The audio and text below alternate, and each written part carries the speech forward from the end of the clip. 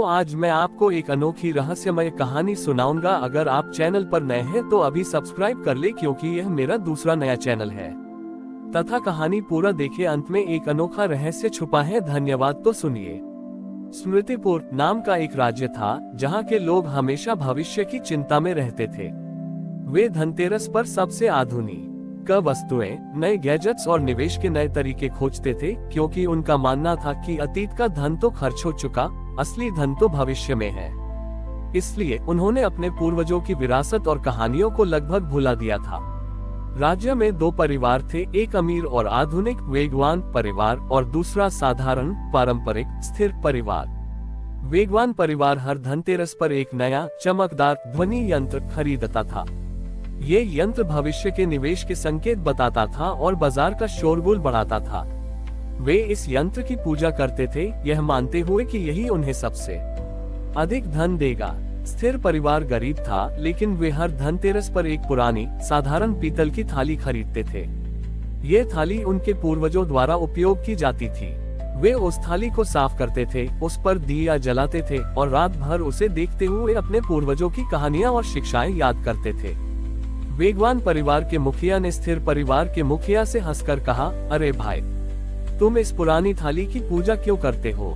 ये तो कोई धन नहीं कमाती। हमारा ध्वनि यंत्र तो हमें पल पल का मुनाफा बताता है। स्थिर परिवार के मुखिया ने उत्तर दिया, वेगवान भाई, आपका यंत्र आने वाले धन की चिंता कराता है। मेरी थाली मुझे बीते हुए धन की याद दिलाती है। यह मुझे सिखाती है कि हमने जो कुछ पाया है वह हमारे पूर्वजों के त्याग और मेहनत का फल है। स्मरण शक्ति ही हमारा असली खजाना है। इस वर्ष धनतेरस पर वेगवान परिवार ने एक बहुत ही महंगा नया ध्वनि यंत्र खरीदा। उसी रात धनतेरस के दिन धन के देवता कुबेर और पितृलोक के अधिपति यमराज स्मृतिपुर का भ्रमण करने आए। वे सबसे पहले वेगवान परिवार के घर पहुंचे। कुबेर ने चमकते ध्वनि यंत्र को देखा। यमराज ने अपने दिव्य समय चक्र को वहां केंद्रित किया। उन्होंने देखा कि यंत्र बहुत शोर मचा रहा है। यमराज ने कहा, हे कुबेर, इस घर में अतीत का मौन नहीं है। इन लोगों ने अपने पूर्वजों के नाम पर एक भी दिया नहीं जलाया, न ही उनकी शिक्षाओं को याद रखा। ये धन जड़हीन वृक्ष की तरह है, जो एक झोंके में गिर जाएगा। जहाँ पूर्वजों का ऋण भुला दिया जाता है, वहाँ लक्ष्मी का वास स्थायी नहीं होता। यमराज और कुबेर फिर स्थिर परिवार की झोपड़ी पर पहुंचे। वहां पुरानी पीतल की थाली पर एक छोटा दिया जल रहा था। परिवार के सदस्य शांत बैठे थे और अपने पूर्वजों के जीवन की अच्छी बातें याद कर रहे थे। कुबेर ने थाली को छूकर देखा। उसमें कोई भौतिक धन नहीं था, लेकिन थाली से एक दिव्य मधुर गूंज निकल रही थी। कुबेर ने प्रसन्न होकर कहा, यमराज, इस थाली में श्रद्धा और स्मरण का धन भरा है। इस परिवार ने अपने पूर्वजों को ये याद रखकर उनका ऋण चुकाया है। ये गूंज उनकी मेहनत की है, न कि बाजार के शोर की। यमराज ने कहा, हाँ, यम दीपदान का अर्थ केवल मृत्यु का भय दूर करना नहीं है, बल्कि अपने पूर्वजों के बलिदान को याद रखना और उन्हें श्रद्धांजलि देना है। इस परिवार ने धनतेरस को भविष्य की चिंता की बजाय अतीत के प्रति कृतज्ञता का दिन बनाया है। यमराज ने उस पीतल की थाली को एक दिव्य तेज से भर दिया और कहा, चूंकि तुम अतीत को याद रखते हो, तुम्हारा भविष्य सुरक्षित रहेगा। अगले दिन वेगवान परिवार का ध्वनि यंत्र खराब हो गया और उन्हें बाजार में भारी नुकसान उठाना पड़ा, क्योंकि वे केवल भविष्य के शोर में भाग रहे थे और अतीत के अनुभवों को भूल गए थे। वेगवान परिवार ने स्थिर परिवार से मार्गदर्शन मांगा। स्थिर परिवार के मुखिया ने उन्हें समझाया कि धनतेरस पर याद रखी गई वस्तुएं खरीदी गई वस्तुओं से अधिक मूल्यवान होती हैं। स्मरण शक्ति ही सबसे बड़ा खजाना है। और इस प्रकार स्मृतिपुर में एक नई प्रथा शुरू हुई। धनतेरस पर लोग न केवल नया धन खरीदते थे, बल्कि वे एक स्मृति पात्र खरीदते थे, जो पुरानी साधारण धातु से बना होता था। वे उस पात्र में अपने पूर्वजों की एक कहानी या सीख लिखकर रखते थे और हर धनतेरस पर उसे पढ़ते थे। ये प्रथा उन्हें याद दिलाती थी कि धनतेरस का धन वह नहीं है जो हमें भविष्य में मिलेगा, बल्कि वह ज्ञान और त्याग है जो हमें हमारे पूर्वजों से विरासत में मिला है। स्मृतिपुर राज्य में स्मृति पात्र की प्रथा दृढ़ता से स्थापित हो गई। हर परिवार धनतेरस पर अपने पूर्वजों के ज्ञान को स्मृति पात्र में सहेजता था और उसकी पूजा करता था। इस कारण राज्य के नागरिकों में आपसी समझ और नैतिक बल बढ़ गया।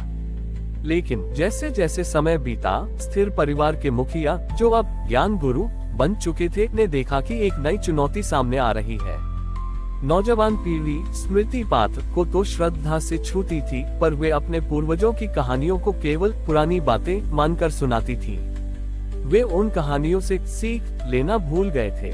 ज्ञान गुरु ने सोचा, केवल याद रखना पर्याप्त नहीं है, इस ज्ञान को वर्तमान के कर्म से जोड़ना जरूरी है।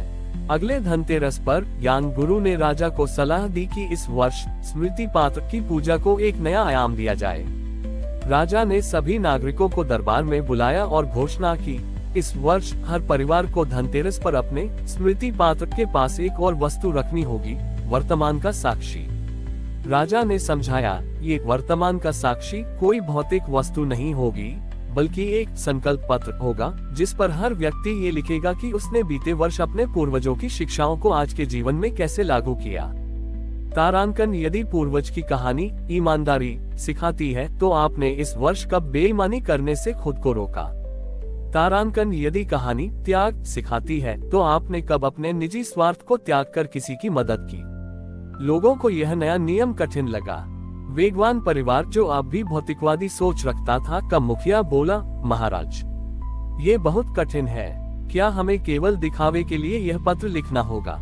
ज्ञान गुरु ने उत्तर दिया, नहीं, धनतेरस पर लक्ष्मी केवल खरीदे हुए धन को नहीं देखती, वह बनाए हुए चरित्र को देखती है। तुम्हारा ये संकल्प पत्र ही पीढ़ियों के बीच का सेतु बनेगा। उन्होंने समझाया, हमारे पूर्वज हमारे लिए जो धन और ज्ञान छोड़कर गए, वह उनका शारीरिक श्रम था।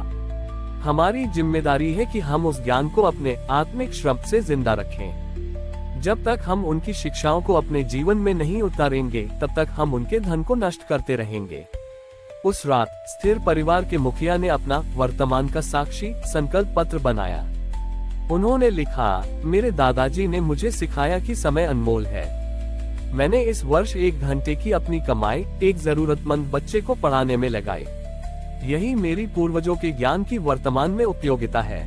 जब यमराज और कुबेर निरीक्षण के लिए आए, तो उन्होंने देखा कि स्थिर परिवार के स्मृति पात्र से एक अद्भुत प्रकाश निकल रहा है। कुबेर ने कहा, ये प्रकाश अक्षय आशीर्वाद का है। ये परिवार केवल अतीत को याद नहीं कर रहा, बल्कि अतीत के ज्ञान को वर्तमान में लागू करके भविष्य की संपत्ति बना रहा है। यमराज ने ज्ञान गुरु को प्रणाम किया और कहा, तुम्हारे राज्य में अब कोई भय नहीं है। तुमने सिद्ध कर दिया कि श्रद्धांजलि केवल याद करने में नहीं, बल्कि पूर्वजों के आदर्शों को जीने में है। और इस प्रकार स्मृतिपुर में धनतेरस का पर्व केवल खरीदारी या स्मरण तक सीमित नहीं रहा, बल्कि यह आत्म मूल्यांकन और चरित्र निर्माण का दिन बन गया, जो हर नागरिक को ये याद दिलाता था कि धनतेरस का सबसे बड़ा धन वह चरित्र है, जिसे हम अपने पूर्वजों के ज्ञान से गढ़ते हैं, और यही चरित्र हमारे परिवार के लिए अक्षय आशीर्वाद का खजाना खोलता है। हमारी और भी आध्यात्मिक एवं अनोखी कहानियां देखने के लिए हमारे चैनल पर जाएं तथा धार्मिक एवं पौराणिक अनोखी कहानियां हमारे चैनल पर है। कृपया जाके देखें तथा हमारे चैनल को सब्सक्राइब करके रखें और वीडियो लाइक जरूर करें। धन्यवाद।